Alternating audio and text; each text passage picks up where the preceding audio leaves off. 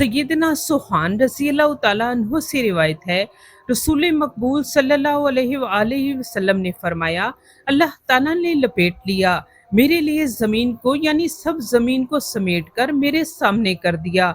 तो मैंने इसका पूरब और पिछम देखा और मेरी हुकूमत वहां तक पहुंचेगी जहां तक ज़मीन मुझको दिखलाई गई, और मुझको दो खजाने मिले, सुर्ख और सफ़ेद। और मैंने दुआ की अपने परवरदिगार से कि मेरी उम्मत को आम कहत से हलाक न करे और इन पर कोई गैर दुश्मन ऐसा गालिब न करे कि इनका जत्था टूट जाए और इनकी जड़ कट जाए, यानी नीस्तो नाबूद हो जाएं। मेरे परवरदिगार ने फरमाया, ए मोहम्मद सल्लल्लाहु अलैहि वसल्लम, मैं जब कोई हुक्म देता हूँ फिर वो नहीं पलटता, और मैंने तेरी ये दुआएं कबूल की। मैं तेरी उम्मत को आम कहत से हलाक न करूंगा, ना इन पर कोई गैर दुश्मन जो इनमें से ना हो ऐसा गालिब करूंगा जो इनकी जड़ काट दे।